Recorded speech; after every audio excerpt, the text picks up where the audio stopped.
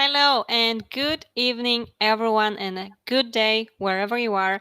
It's good to be back, and I hope you had a wonderful weekend and are ready to listen to some of the tips that Dr. Valentina Denisova has brought to you tonight. And hello, Dr. Valentina, how are you feeling tonight? Hello, Caroline. I'm fine, and this is a very good evening. And really glad to come back to this initiative. So I hope everything will be okay tonight. Wonderful. Thank you so much. It's definitely great to have you back. So, thank you so much already for joining our Stronger Together initiative once again.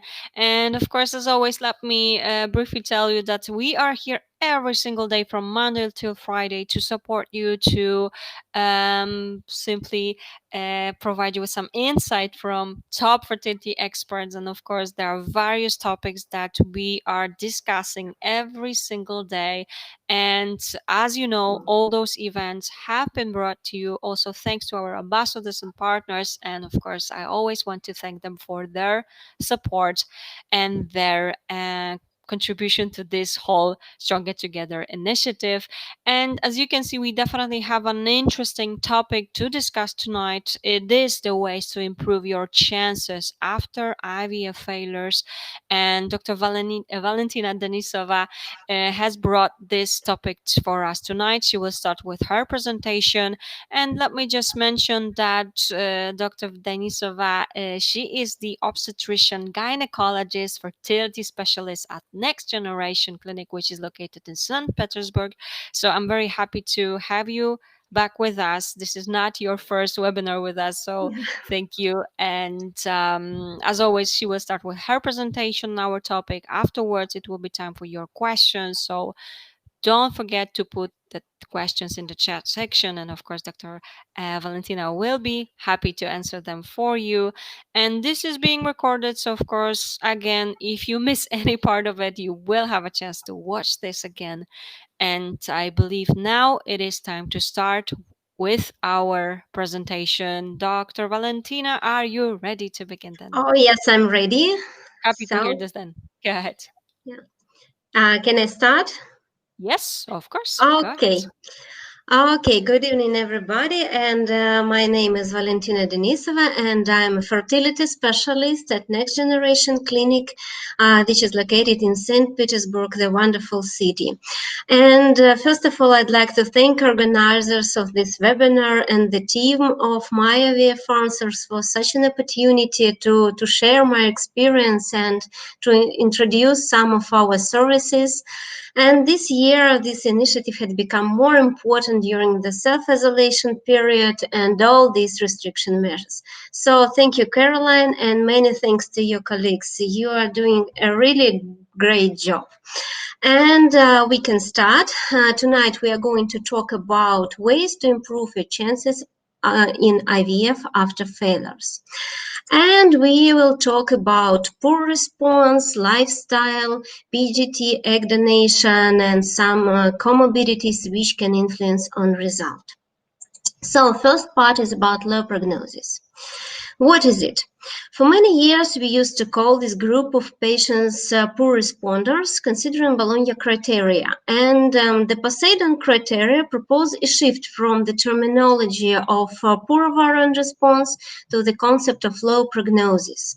And the low prognosis patients are classified into 4 groups according to the results of ovarian reserve markers like antral follicle count and AMH, female age, and the number of oocytes retrieved in previous cycles of conventional stimulation in cases where this information is available. And according to this classification, we can divide patients and predict low response or poor prognosis and suggest some pretreatment options and stimulation protocols. And actually, the aim of this classification is to individualize the treatment approaches to optimize ovarian response and a number of retrieved oocytes to obtain an euploid embryo with the highest implantation potential. And number of investigators proposed to use different options to achieve euploid embryos in low prognosis patients, like, for example, high FSH doses, LH supplementation, double stimulation, some adjuvants, which probably needed further research. But is it really so bad, low prognosis?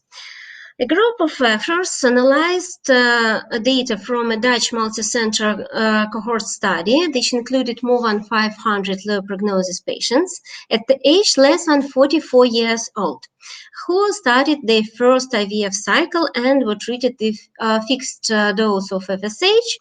And cumulative live birth rate in this group was good. It was on average 56% of the 18 months of treatment cycle. And the variations of results is primarily determined by female's age, which reflects the importance of oocyte quality. We will talk about a little bit later. And about lifestyle. From the time of primates, fruit and vegetable consumption were part of the diet and considered an excellent source of essential nutrients such as vitamins, minerals, among others, that support the balance between reactive oxygen species and antioxidant. But lifestyle choices, including smoking, alcohol, overnutrition, can promote chronic low-grade inflammation and oxidative stress in various organs. And taken together, these lifestyle factors may eventually impact on IVF outcome, having adverse effect on reproductive system in both men and women. For smoking. Active and passive female smoking causes increased risk of miscarriage during pregnancy, which is potentiated by amount of cigarettes smoked per day. And smoking may also introduce perturbations in menstrual cycle, promoting shorter and irregular cycles, as well as decreasing of ovarian reserve, which is shown by a lower antral follicle count and lower AMH level. And also it can impact on the age of onset of menopause. Considering male fertility, several studies have demonstrated a decrease in sperm density, sperm motility in smoking individuals. And smoking has also been shown to affect on sperm DNA fragmentation and some morphological parameters. About alcohol. Alcohol consumption, of course, should be ceased during pregnancy because it has well-documented detrimental effect on fetal development, and there is no safe level of alcohol consumption during pregnancy. And for male, direct exposure of spermatozoa to alcohol was found to be harmful to sperm motility and morphology in a dose-dependent manner. And the actions of alcohol on the male reproductive system seems to occur at all levels of hypothalamus pituitary gonadal axis. And the result, the production of lower quality sperms and worse maturation of spermatozoa could be seen. And chronic alcohol intake was found to have a detrimental effect on both semen quality and the levels of male reproductive hormones. What about caffeine? High levels of caffeine consumption have been associated with decreased fertility, and during pregnancy, high doses of caffeine may increase risk of miscarriage, but they doesn't affect risk of congenital abnormalities. And what about stress? Elevated levels of cortisol, which is also called stress hormone, lead to almost 3 times greater chance of miscarriage within first 3 weeks after conception in comparison with patients with normal cortisol levels. And I should say a few words about pandemic of 21st century, and this is not about coronavirus, this is about obesity. First of all, few key facts from WHO. 4 years ago, almost 40% of adults were overweight, and among them, 13% were obese. And most of population live in countries where overweight and obesity kills more people than underweight. And obesity is definitely preventable. And raised BMI is a risk factor for several diseases, like cardiovascular disease, which is the main reason of death, diabetes, and even some kinds of cancers. In women with ART, obesity may potentiate some inflammatory response, increasing the known risk factors for adverse reproductive outcomes, including fetal loss and stillbirth. Inflammation and dyslipidemia early in pregnancy have been shown to be independently associated with preterm birth. And obese women have a lower chance of pregnancy following ART and require higher dosages of gonadotropins and have reduced rates of implantation, clinical gestation, and live birth rates, and increased rates of pregnancy loss and cycle cancellation. In male, obesity operates through different pathways.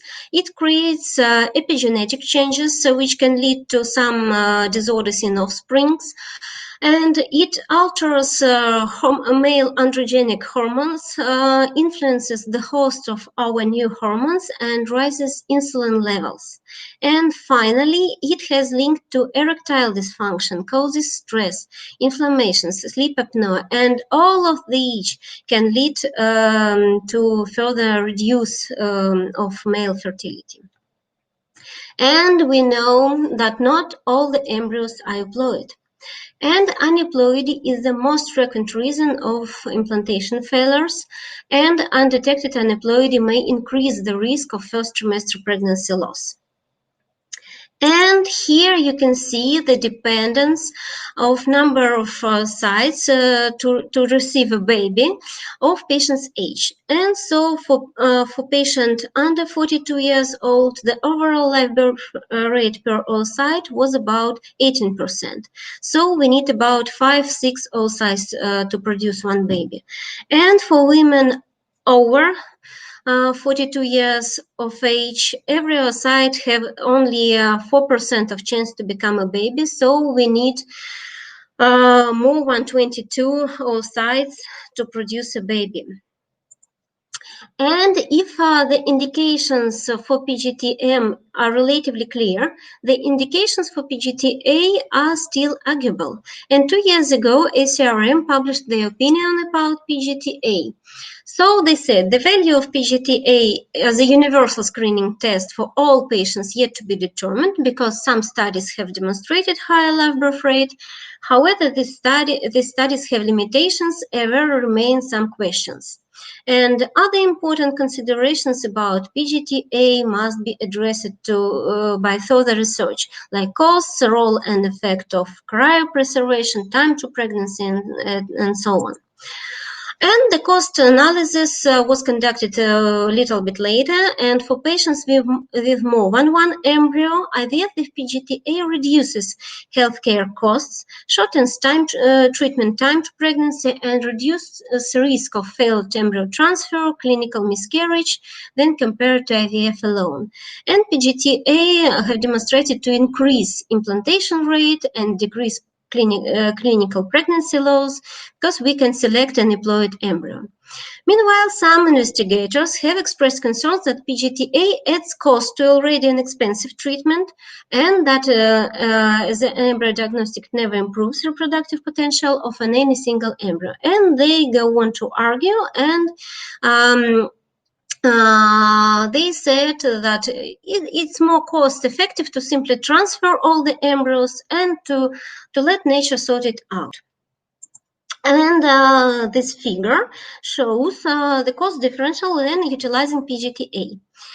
The data displayed includes all patients who have less than 12 embryos, and for patients who have only one embryo, PGT-A is costlier.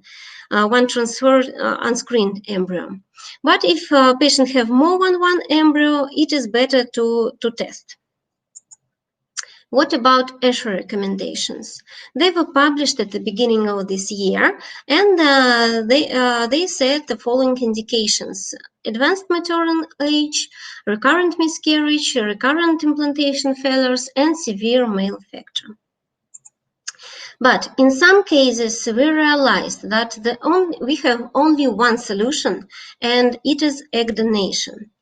And in our clinic in NGC, we have the biggest egg bank in Russia. Actually, we have more than 300 frozen eggs donors and more than 1,050 frozen eggs. And our donors have been checked for inherited disease by special panel NextGen 21. And we have different programs, and our coordinators can help you to choose the most appropriate donor for you by matching by photos, blood types, and some other characteristics. And you can find the details on our website, and of course, you can ask questions to our coordinators. What about endometrium and some others? You know that implantation relies on a crosstalk between an embryo and endometrium, with facilitation by many different factors such as growth factors, cytokines, adhesion molecules, transcription factors, and the window of implantation. Then the optimal environment of these factors are balanced usually lasts for only few days and begins around 6 days after ovulation. And one of the possible mechanisms involved in recurrent implantation failures, what we are talking right now, is the change of endometrial receptivity. And one of the changes in receptivity involves the shift of timing of the window of implantation, which is previously assumed to be the same in all women. And you can probably know about the error test, which is used to identify the window of implantation. And this change is based on more than 200 genes. And first, it was introduced for patients with recurrent implantation failures. And Dan's way embryo transfer were changed based on the data from error test. They achieved a good pregnancy rate. But we still need further studies in larger samples and randomized controlled trials to identify real effectivity of this test. And, for example, does the endometrial receptivity array really provide personalized embryo transfer? That was the title of the article, which was published 2 years ago. And they say that successful embryo implantation require an appropriate embryonic development coincident with receptive endometrium. And the aim of this study was to determine the percentage of good prognosis in fertility patients, not with recurrent implantation failures, patients who were determined to have a non-receptive endometrium according to this test, and to examine whether adjusting the suggested day of transfer according to the error test data increases pregnancy rate compared to the similar group but without this test. And you can see the conclusion. Author says that performing the error test in a mock cycle prior to embryo transfer doesn't seem to improve the ongoing pregnancy rate in good prognosis patients. So the question about this test is still open. What about chronic endometritis? Is it a myth or reality? I can say it is reality because among a sample of infertile patients, about 45% had chronic endometritis, and especially patients with recurrent implantation failures. And we can diagnose this pathology through histological examination, through hysteroscopy, sometimes by bacterial culture, sometimes we can add immunohistochemistry stay for diagnosis, and also we have some treatment options before the IVF. What about endometrial thickness? What does guidelines say? Thin endometrium is commonly encountered in patients undergoing ART, and endometrial thickness may impact pregnancy and live birth rates in fresh and in frozen embryo transfer, but there is insufficient evidence to use of any adjuvants to increase pregnancy rate in patients with thin endometrium. This is a guideline published last year. And these guidelines say that endometrial thickness should be measured at the thickest portion of endometrium. For the fresh embryo transfer, we should perform it. Then the thickness is more than 8 millimeters, and frozen embryo transfer 7 millimeters. Another widespread uterine pathology are uterine myomas of fibroids and adenomyosis. Uterine myomas are the most common uterine tumors, and adenomyosis is another benign uterine disease. Myomas can lead to infertility and some reproductive problems through different mechanisms, and sometimes they should be treated before IVF. And we have few treatment options, both conservative and surgical, and not always we have to perform operation before the IVF. And adenomyosis may also impact implantation and even lead to some complications during pregnancy. And we have some treatment options before IVF, but they are not surgical when we are talking about planning pregnancy. And finally, I'd like to figure out some most important points about, from this presentation. So before planning IVF, look through your lifestyle and modify it if you can. Always try to search for possible reasons of failures and try to correct them. Then it is possible. Don't forget that the main factor of success is female's age, so don't forget about egg donation. Then it is really indicated. And also PGTA can shorten time to pregnancy and really increase your chances. And finally, you have to assess your chances actually, because I always say the truth to my patients. I prefer to tell the truth, not to say that you have a very good chances if the chances are not so good. So thank you for your attention. Here you can find our contacts. You can find information on our website. You can contact us through email. Also, you can find our profile in Instagram. So anywhere. And that was the last slide. And right now I'm ready to answer your questions. I think you have many questions. Yes, indeed. As you can see, there are plenty of questions ready for you. And Dr. Valentina, thank you so much already for explaining and for providing all those details and your great presentation. As always, it's good to listen to you and get those tips. So thanks for that. And well, yes, let's not waste time as there are plenty of questions coming up. And let's go ahead with the web. Okay, let's go. Perfect. Okay, so the first one Okay. is, what is the normal cortisol level? How is decreased high level? This is the question to some kind of another specialist like endocrinologist, because cortisol level can differ during the different daytime. So it can differ in the morning, in the afternoon, and in the evening. And first of all, if we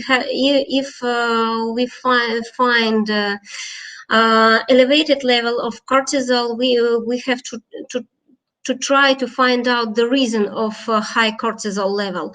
And this is a question to specialists in endocrinology. How to we need to find out the reason, and if they know the reason, we in some cases we can decrease it. So this is a question not for fertility specialist, this is for endocrinologist.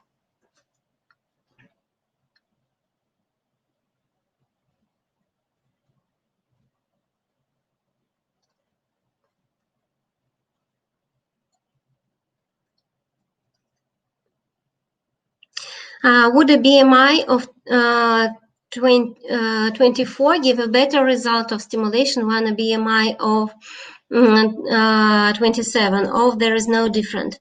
Well, actually, we're talking about other weight if the BMI is over 25 kilos per square meter. So I suppose BMI of 24 will give the better result.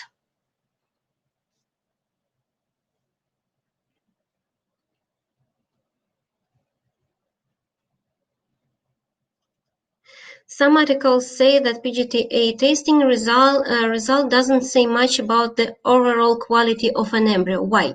Well, when we choose an embryo to transfer, we take into consideration not only PGTA testing. PGTA results say if an embryo is euploid or probably mosaic and or aneuploid. And if we are talking about PGTA results, we can say that aneuploid embryo we will not transfer. We will discuss with specialists in genetic field about mosaic embryo transfer. And if we are talking about euploid embryo, according to test result, we can say that we will transfer this embryo. But we have another score of the embryo quality, and this is morphological score, and we cannot deny the meaning of this score. For example, if we have even euploid embryo but it has a very bad morphologic score, in most cases, we will not achieve pregnancy. So we have to consider both results, PGTA and morphologic.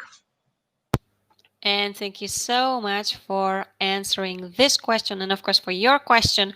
And let's have a look at the next one right here. So, what is the number Yeah. of mature eggs necessary for a blastocyst age 40? Well, if I'm not mistaken, if we are talking about these tables, it can be around 10 or 15 eggs to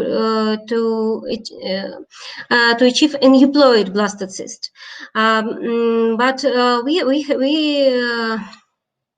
we need to consider a male factor, because if the couple have a severe male factor, it can also influence on result. So not only number of eggs will be important. Again, understood perfectly. Thank you so much for that one. Next question is why a 5AA graded embryo doesn't necessarily mean high quality. Um, well, if we are talking about this is a good morphological grade, but it doesn't mean that this blastocyst will be euploid. We don't know if it will be euploid.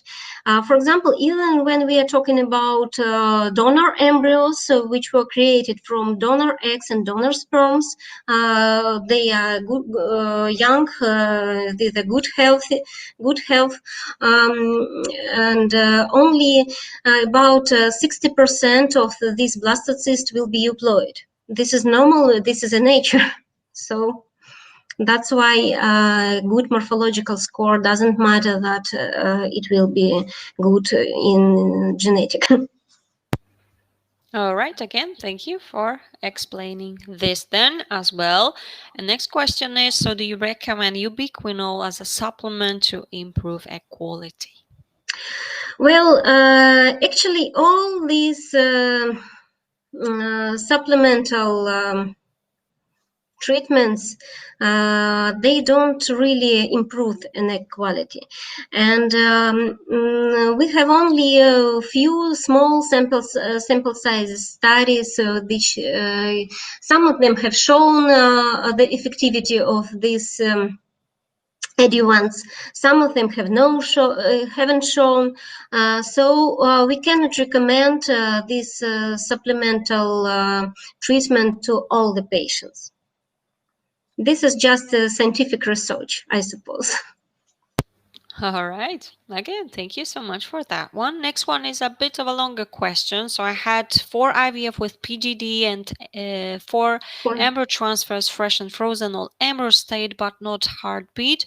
Now I'm 43. I have Hashimoto. What do you think was the cause of the failures at 2 embryo transfer? The doctor prescribed Medrol because I insisted. Other medications. Yeah, that's it. That's all. They have to try to find out another reason. And as you've told that you have checked the embryos, but if you have fresh embryo transfer, I suppose the PGT was not for 23 pairs of chromosomes, and probably you have to check the embryos by NGS for all pairs of chromosomes, and we will find the explanation. As for Hashimoto disease, if you have corrected your thyroid gland function before embryo transfer, it will not influence on results. And for the Medrol, this is the trade name of the medicine, so I need another name to tell about it. Of course, understood. Thank you so much for yet another question and, of course, for your assistance. And, of course, if you would like to add anything to this, go ahead and type Okay. this in as well, of course. And next question is, so what does it suggest if endometrium shrinks during stimulation? Example, day 9 stimulation 11 millimeters, but on day 11 stimulation 8 millimeters thickness. Suggests overstimulation or something else is causing this? Well, actually, 8 millimeters or 11 millimeters, this is normal. But if they are talking about the same cycle, it can differ because different doctors try to measure the endometrium, or different machine, or probably when you have started progesterone, endometrium will become thicker, and this is normal. So I don't think this is a kind of overstimulation. All right, understood. Once again, thank you for explaining that one. Next question is also up right here. Just let me have a look to. Okay, of course, there's a thank you from the patient from right here as well. Sorry. And let's go to the next question right Okay. here as well. Sorry, it's okay. I am 43 and very low ovarian reserve, and even with hormones help, was not able to create an egg. I am not ready for egg donor and would like many other options before I go this route. I eat well, I am a dancer, and take some vitamins. Is DHEA good to try? Well, here is once again about all these supplementation treatments. We don't have enough evidence that they are working well, and I cannot say that DHA will work as well, and you will retrieve your own egg. And actually, at the age of 43 and very low ovarian reserve, probably we can try natural cycle IVF and try to retrieve your own egg. But no one treatment can change the genetic changes that have happened inside the egg. So I don't think that any supplementation treatment will help. Sorry. All right, thank you so much for that advice as well, of course, indeed. Okay, next question. Quite interesting as well. I'm taking folic acid to prepare for IVF, but I have heard that 10 to 15% of the population have a gene mutation. That means that they need to use methylfolate instead. Is it true that this mutation is so common? Well, the mutation in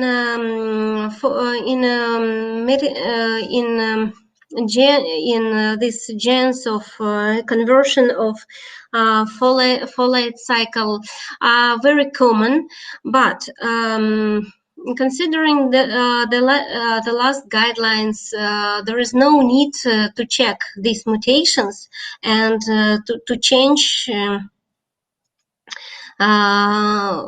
Vitamins intake for all patients. So, yes, the mutation is very common, but it doesn't matter so much. Okay, thank you so much for that.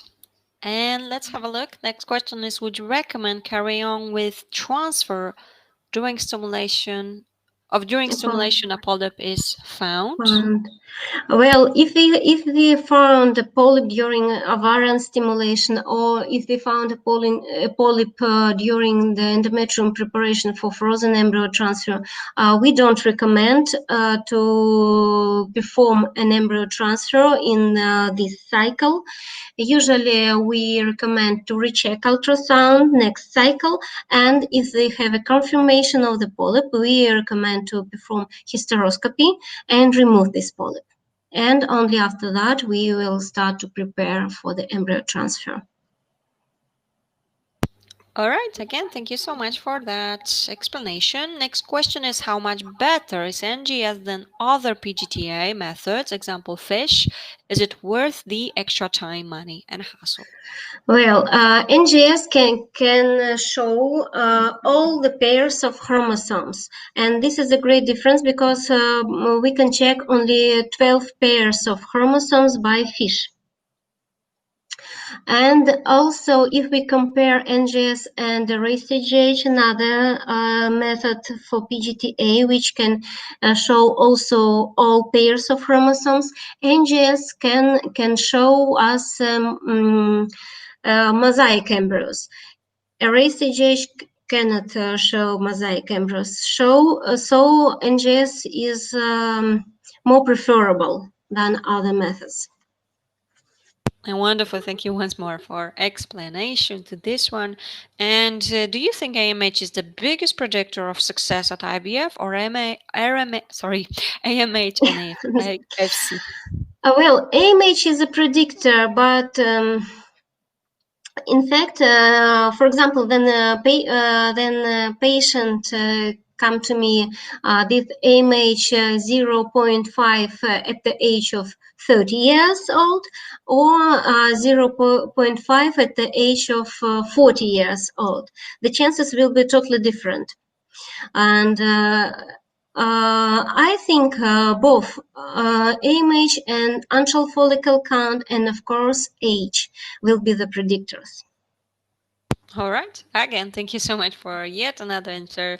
And the next question, I mean, is here. I have just had 3 blood results, and my prolactin has increased from 436 in February to 1,287 in October, which is very high. What is the impact of high prolactin on IVF, and is it still possible to progress with IVF with my current level? First of all, then we see such a high levels of prolactin, and if you have a normal level a few months ago, usually we recommend to recheck first of all, because there can be some laboratory mistake or something like that, or probably you have checked prolactin level in the wrong days of cycle. And if the prolactin level is so high, usually we recommend to this patient to be consulted by endocrinologist and try to find the reason of such high prolactin, and of course it should be compensated. Oh, I see. Days cycle of day third, it's okay. Probably you can recheck next cycle, and if it will be so high again, you can go to endocrinologist, and then this specialist try to find the reason of such a high prolactin and will prescribe you some treatment. before the IVF, because such a high level will influence on result of stimulation. All right, and there's a thank you from Karen for you as well. Okay. Okay, let's have a look. Of course, plenty more questions are coming up. Mm. Next question is also right here. I have had a double donor transfer, failed.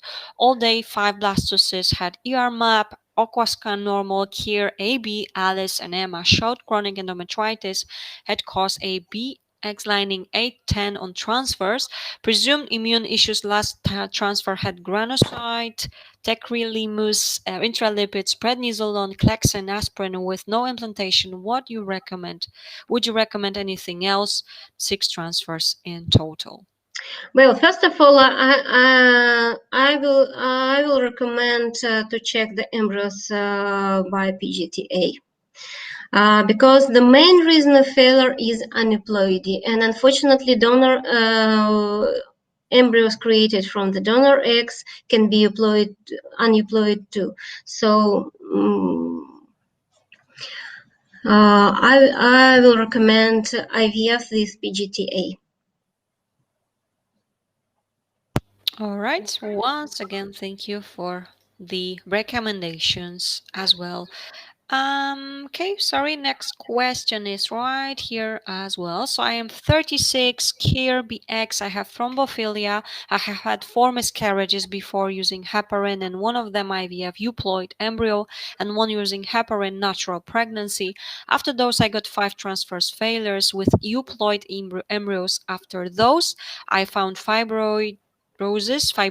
I got treatment but pregnant naturally, and I suffered in August in my last miscarriage with heparin but without PGTA embryo. In your opinion, makes sense to do PGT-SR plus A in a new transfer? For PGT SR, you should have an indications, and if you or your partner have some rearrangements in your karyotype, in this case, it will be recommended. But as you have thrombophilia, you should receive some treatment prescribed by hematologist. Actually, when we're talking about such a huge case history with such number of miscarriage, especially with euploid embryos, and if patients have thrombophilia, it's very difficult to manage such a pregnancy, and you need a preparation from hematologist before the embryo transfer. So the question about PGT-SR is still open because only if you have rearrangements you will need it, but you need real preparation from hematologist. Okay, once more, thank you for this. Next question, is there a difference starting stimulation day 2 versus day 3 of period? Well, actually, there is no difference for most of the patients, so it doesn't matter. All right, excellent. Thank you for that once again as well. Do you have any advice on how to ensure the linings at optimum levels for donor egg transfer? I have had 2 failed cycles, and apart from the prescribed medication, I would like to know if there's anything extra I can do to help. When we are talking about frozen embryo transfer or about transfers from donor eggs, the endometrium lining should be not less than 7 millimeters than the prescribed progesterone. And also probably we have to try to find out another reasons of failure, like chronic endometritis, or probably some hematological problems if we are talking about a few failed transfers from donor eggs. And yet again, thank you so much for that. And with a low ovarian reserve, is there the option of mitochondrial transfer with donor eggs, and how much would it cost? Would there be other options? My age is 42 and I had an embryo transfer but lost the embryo at week 9? There is only a few scientific research works about mitochondrial transfers, and this option is not yet in everyday clinical practice. So we have to receive more scientific data about this option before we can use it in our clinical practice. All right. Again, thank you for explaining this. And of course, there's a thank you from the previous patient as well for answering the question. And let's have a look. Next one is up. With 38, I had an AMH of 0.1. With 39, it increased to 1.6 again. Now with 42, it is 0.3. How does that work? That can be some kind of laboratory mistake. And actually, AMH 0.1 and 0.3 is the same. I don't know what had happened when you was 39. Why did it increase? Or probably the first measure was a mistake, but 0.1 and 0.3 is the same. All right, of course. Thank you so much for this. And actually, there's another question about AMH. So, how fast does this level drop in a year at 40? Well, it is very individual. And for some patients, they can say they are on reserve even at 42 or 43, and we can find about 10 antral follicles at the beginning of the cycle. But somebody can lose their their antral follicles even at 35. So it's very individual. Okay, understood. And actually, there's a follow-up from Andrea. If you could take a look from the previous patient in regards to AMH. So she has added that I had stress at work. Well, probably it can influence, and when you were 38, your AMH level was not so bad, but at the age of 40 or AMH level 0.3 is okay. At the age of 42, 0.3 is normal. This is not a premature variant failure. Okay, thank you for that explanation. There are a few questions left. We will be slowly finishing, but of course, if you have any questions left, go ahead and type those in. And the question is, would you recommend any add-on treatment for IVF like endometrial scratch, hatching, etc.? Also, could I have endometrial scratch if you have adhesions, if I've had lots of surgery, removal, bowel removal, etc.? Well, the bowel removal is very serious surgery, so this is a question for surgeons, not for gynecologists. And for endometrial scratch, few years ago, endometrial scratching seemed to be very popular, and it seemed to be effective. But right now, we don't perform endometrial scratching because it doesn't work so good. And about adhesions, you have to be consulted by the surgeons, by abdominal surgeons. Okay, again, thanks so much for that. And how variable is FSH? I had FSH of 9.9 in February and October. It had reduced to 5.26 after taking supplements. What does this indicate in terms of my fertility? Yeah, actually, it doesn't indicate anything because they both are normal. So this is normal variability. Understood. Thank you. And have you heard of any research yet about how the coronavirus affect fertility? Well, we don't have much information about how coronavirus affect fertility, because the first works were intended to pregnancy and especially for late terms of pregnancy. I mean, the first data from the spring.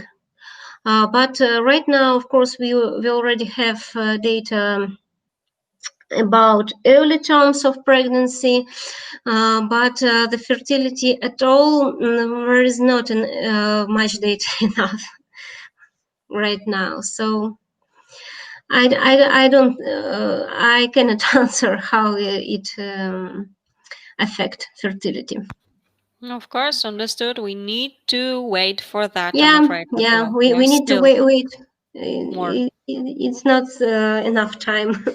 Exactly. Unfortunately, still something that we need to wait for. All Yeah. right, and so we will be finished. There are like two questions left, but I just want to mention that if you would like to get in touch with Dr. Valentina and her team, of course, you are able to do so. You can use the link I have just sent to you. There is an option to contact the clinic and Dr. Valentina directly, and of course, you can that way you can get some more details as well. And the next question is right here. What is the female maximal age where you had a pregnancy with own eggs? Well, in my personal clinical practice, the maximal age was 43. But I've heard that one of the doctors have an experience of 45. But um, I suppose this is a kind of exclusion. In most cases, we are talking that after 43, the chances are very, very low. All right, of course, thank you. And of course, it depends as well, I guess. But there's another question very similar to Yeah. this one. How many cycles at 40 is needed to have a live And birth? then, well, it depends on your ovarian reserve and on your partner's sperm. So it can totally different because somebody can have about 10 or even 20 follicles at the age of 40. Somebody can have one or two follicles, and there will be a great difference. And on average, you can say anything? It's very average because every patient is each patient is individual, and we have to discuss individual situation. I cannot say on average how many cycles. Somebody can achieve pregnancy from the first IVF cycle, but somebody will need about 5 or probably 10 stimulations. It's totally different. Understood, of course. It's very, very hard to just simply provide a number, I Yeah. guess. Yes, when it comes to those kind of questions. But of course, as you can see, there's a thank you from our patients for you right here. Welcome. And so, thank you so much. We will be finishing for today. But as I've mentioned, of course, you can always get in touch with Dr. Valentina, and I'm sure, definitely sure, she and her team will be more than happy to help you out with some more details as well. And well, Dr. Valentina, it's always, always, always a great pleasure to have you back with us. And I just want you to see that there are plenty of comments. Thank you, Doctor, and to you. Was a very interesting session. Great presentation. Many thanks for your advice. And of course, thank you for your talk, Dr. Valentina. Thanks a lot. And more and more of Welcome. those coming up. And well, before we finish, is there anything else you would like to add? That was a great, really. I was glad to share some of my opinions, and I hope my presentation and my talk will help someone of you. And I hope the coronavirus will finish soon, and I wish you to become parents as soon as possible. So good luck for everybody, and I really glad to help all of you. And we are definitely happy that you were able to join us, and especially that it's really, really late for you. So thank you so much for your time. And as you can see, there is also a comment that you need to see. We have a baby girl Oh, thanks to NGC Clinic. Thank you. We are oh, definitely happy to hear that. so nice to hear. Exactly. It's Thank you very so much. And nice. yes, of course, there are some congratulations, and of course, we are definitely. I will take a Uh, screenshot of this this Yeah, thank thing. you so much. And definitely congratulations. It's great to hear such news. And of course, everyone, thank you so much for joining, for your questions. I know it has to be helpful for you, especially as Dr. Valentina have mentioned. Those are strange times. So we are definitely hoping that, well, we are wishing to everyone best of luck. And of course, as you can see, there are more congratulations. Wonderful news indeed. And thank you so much, everyone. And as always, I want to say that we will be back tomorrow. So I hope you will be able to join us at 8 p.m. UK time. And of course, this recording will be available tomorrow on our site, myivfanswers.com. And of course, if you go to our YouTube channel, you will be able to find all the previous webinars as well. Also with Dr. Valentina, as I've mentioned, this is her, I think, third webinar with us. So glad that you have been able to come back to us. And everyone, have a lovely and wonderful evening. And Dr. Valentina, well, I can only say till our next event, right? Yeah, hope to see you to meet you next event. Exactly. Yeah, Looking yeah. forward to it already. Thank you so much, everyone. Take care. And once again, have a wonderful evening. Bye. Bye. Bye.